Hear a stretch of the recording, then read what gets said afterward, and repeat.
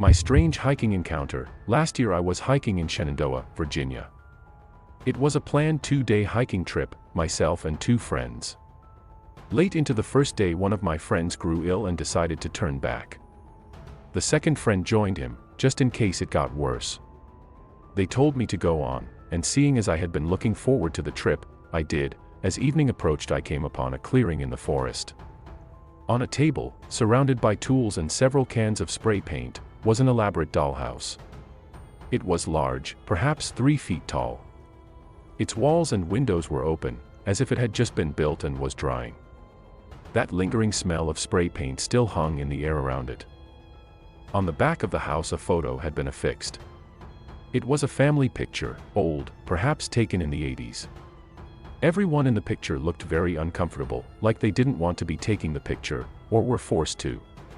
Not scared, just very uncomfortable. I left it and continued on so that I might reach my planned campsite by nightfall. The wind had picked up considerably. In the distance I heard a branch give and fall, crashing to the forest floor, startling me. I found my campsite but was a bit unnerved by the dollhouse in the middle of nowhere. I realized I didn't want to camp out in the open where whoever was working on it might stumble upon me. I had one of those little one-person tents that stand just tall enough for a person to lay down in. I set it up behind a thick stand of brush, one side blocked off by a tall stand of rocks. I was glad for this, because not only was I now hidden, but the rocks effectively blocked the heavy winds, which had now turned cold, as the frigid air tumbled down from the mountains at night. The sound of the wind-churned forest was relaxing, and I think I fell asleep right away. Have you even been awoken by a loud sound, and you're unsure what it was, exactly, but some remnant of it echoes in your mind for a moment after waking? That's what happened to me sometime later, in the pitch dark. I had the sensation that someone was near. I listened intently, trying to hear over the wind. I heard a man's voice somewhere in the distance. Harsh, rapid, then becoming softer. He was too far away for me to discern what he was saying, but close enough that I could hear inflection and cadence. It sounded like a crazy person scolding himself, then, his voice becoming softer, answering. As I listened his voice grew louder, and louder, until I could hear his clumsy footfalls crashing towards me. He walked by where I was camped, just several feet away from the brush that concealed me. By now my eyes had adapted somewhat to the pale moonlight, but I still couldn't make out anything more than a large, massive shape. He was probably about 6 feet 6 inches, heavily built. He was carrying something long beneath his arm, a rolled-up tent I guessed. He was angrily talking about someone's face and how it haunted him. His voice then became childlike, and his conversation with himself turned to the topic of cheese and crackers. The dude was clearly off his rocker. That or high on something real good. After a moment he continued on, his voice receding until I could no longer hear him. I slept little that night afterward. At first light I booked it back the way I came, back to town. I noted that the dollhouse was not in the clearing when I passed back by. Whoever that stranger in the night was, I am glad we did not meet. Worst hike of my life. A little backstory first. I'm 21 years old. Played lacrosse for 4 years in high school. Usually don't have any type of fear unless it comes to firearms, gangs, etc. Last summer me and 3 other friends, 2 girls and 1 guy, get bored from sitting around and getting high and decide to go for a hike. I tell them I know of this spot out in the countryside where the river meets a creek. You can cross it and there's a hiking trail that leads up the mountain to a small pond. We go by the gas station on our way and get smokes and some snacks and drinks for the hike. No problemos, steady and smooth vibes on the drive there. When we pull up there is 2 women walking close to the entrance of the trail. They look extremely nervous but we don't pay attention due to being high. I light up a cigarette and one of the girls asks for one. I gave her one and couldn't help to notice that she had the longest, dirtiest nails I've ever seen. I didn't pay any real notice to it and just figured they were drifters or hippies or whatever. We head off on the trail and everything is going good. About 15 minutes from the pond, we see 3 men down the side of the trail standing and looking at a hole in the ground. You can tell it's a hole from where we're at. Probably 50 to 100 feet away. Just standing and staring. They know we're there because we're being loud and laughing, etc. We all saw and thought it was creepy as fuck but kept walking. We get to the pond and have a sit for a smoke and a blunt. As we're smoking, my friend is walking close to us but also close to the pond, just scanning the bank for neat stuff. He finds a hatchet. A clean, almost too clean hatchet, almost 90% buried in the bank. Next to it, about 5 feet away, is a can of empty acetone and a Ziploc bag filled to the top with blood. My buddy played lacrosse with me and doesn't get spooked, but as you can imagine, anyone would be mindfucked at this point.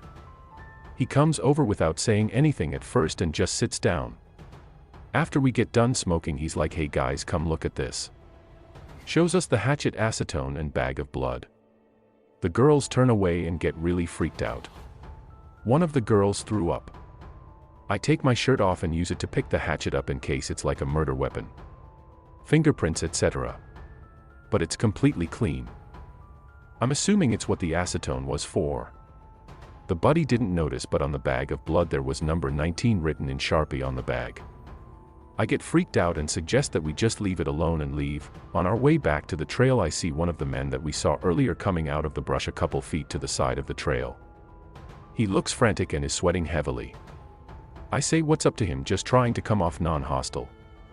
He asks me what we're doing up here, and I told him we just came for a hike and a smoke. I ask him the same question and he said he's lost his keys last night on a hike and came back looking for them. I know it's the guy we saw earlier because of the jacket he had on. Same dude 100%. The other 2 guys were missing. He looks at one of the girls, the one that got sick, and asks her what's wrong and if he can do anything to help her. My buddy told him to fuck off, that we didn't want any trouble. The dude agrees after looking us both up and down a couple times. He starts to walk behind us pretending like he's looking on the ground, but I can tell that he's looking at us out of the corner of his eye. We say fuck it and take off down the trail. He doesn't follow us, so I figured he was just mental or being creepy or whatever. We're about 20 feet from the beginning of the trail when I see the other 2 guys sitting by our car and looking inside of it.